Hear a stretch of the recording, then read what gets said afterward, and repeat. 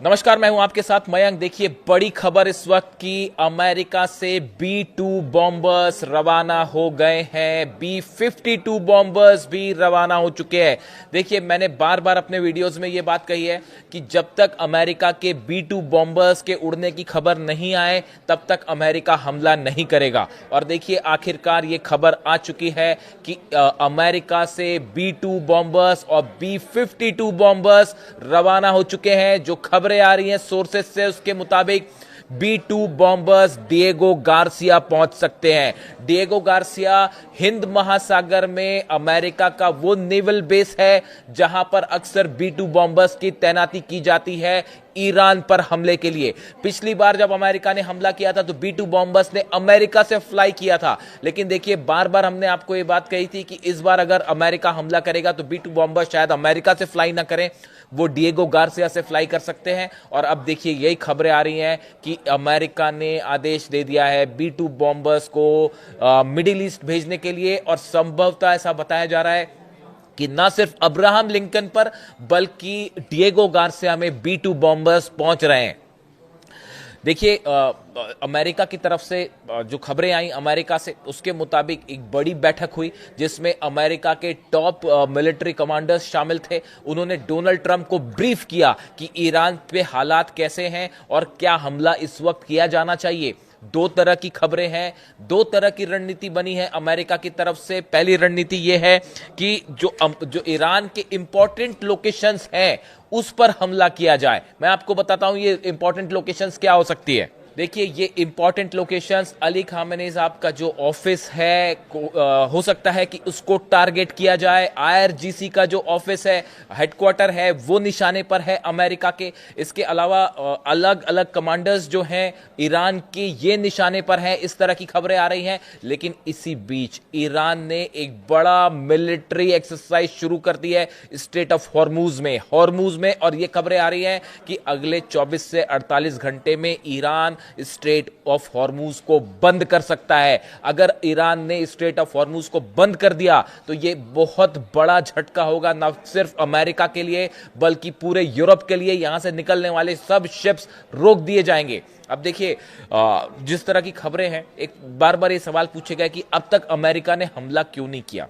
देखिए, एक बड़ी बैठक हुई है इजराइल में, और इजराइल में जो सेंटकॉम है उसके चीफ, अमेरिका का जो सेंट्रल विंग सब कुछ देखता है, मिडिल ईस्ट पर हमलों की पूरी प्लानिंग करता है, हमलों की रणनीति बनाता है, उसके जो चीफ है सेंटकॉम के चीफ एडमिरल ब्रैड कूपर, ये पहुंचे थे इजराइल। और इन्होंने IDF के जो चीफ ऑफ स्टाफ हैं इयाल जमीर, यानी इजराइल की सेना के जो चीफ हैं, उनसे मुलाकात की। और इस बैठक में कई सारी चीजें इसकी निकल के सामने आई हैं और बताया ही जाता है कि इस बैठक में ही इजराइल के सेना के चीफ ने यह बात बताई, यह बात खुलासा किया कि हमें इस बात की कंफर्म जानकारी मिली है कि ईरान ने कई ठिकानों पर रूस से मिले S-400 anti missile defence system, anti aircraft systems deploy कर दिए हैं।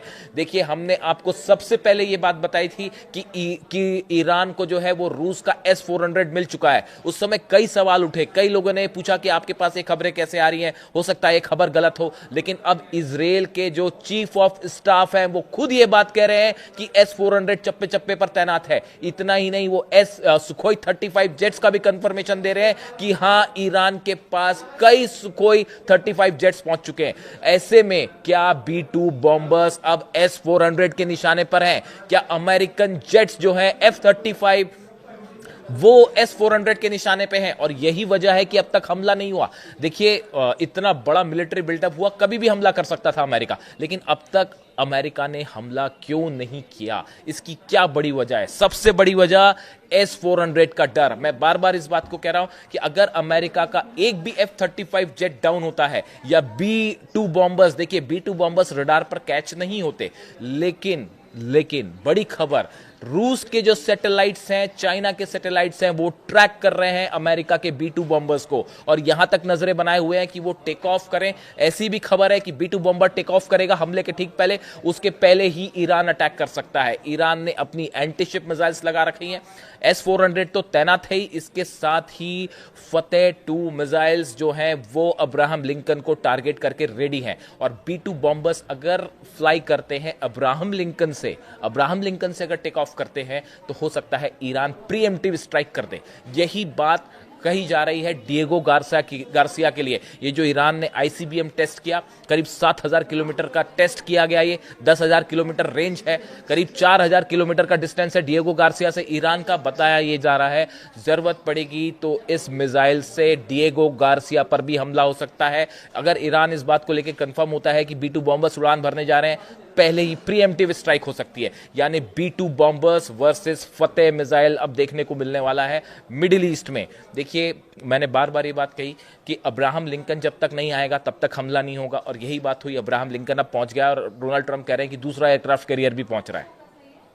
इसके अलावा B-2 बॉम्बर्स को लेकर खबर थी कि डिफेंस एक्सपर्ट्स ये बता रहे थे कि अमेरिका बिना B-2 बॉम्बर्स के अटैक नहीं करेगा, और अब B-2 बॉम्बर्स का आखिरी कंफर्मेशन आ गया है। अब देखने की बात यह है कि इतना बड़ा मिलिट्री जमावड़ा करके क्या अमेरिका हमले की हिम्मत जुटाएगा, और क्या वो फतेह 2 मिसाइल्स जो है इसका रिस्क लेगा। बताया जा रहा है कि 500 से ज्यादा ड्रोन रेडी हैं अब्राहम लिंकन को टारगेट करते हुए, फतेह मिसाइल्स रेडी हैं। स्ट्रेट ऑफ हॉर्मूज में ईरान ने दनादन मिसाइल्स जो है दागनी शुरू कर दी है, और एक प्रकार का संदेश दिया है कि अगर जरा भी हमला हुआ तो आप नतीजा देखिए। S-400 तैनात है। यही वजह है कि इजराइल भी इस बात को लेकर पूरी तरह से श्योर नहीं है कि क्या हमला होना चाहिए या नहीं होना चाहिए। अब एक बड़ी मुश्किल है, मिलिट्री जमावड़ा तो कर लिया ईरान ने, लेकिन अमेरिका ने, लेकिन क्या अमेरिका हमला करेगा, क्या ट्रंप हमला करेंगे, इसको लेकर अभी भी सवालिया निशान बना हुआ है। लेकिन इसी बीच जो B-2 बॉम्बर्स की खबर है, ये कान खड़े करने वाली खबर है, और 48 घंटे में इस बात को निगरानी रखने की जरूरत है कि ये B-2 बॉम्बर्स का मूवमेंट क्या होता है, क्या ये ईरान की तरफ फ्लाई करते हैं, और अगर करते हैं तो इसका मतलब होगा एक बड़ी जंग मिडिल ईस्ट में। इससे जुड़ा जो भी अपडेट होगा आप तक पहुंचाएंगे। Thank you so much.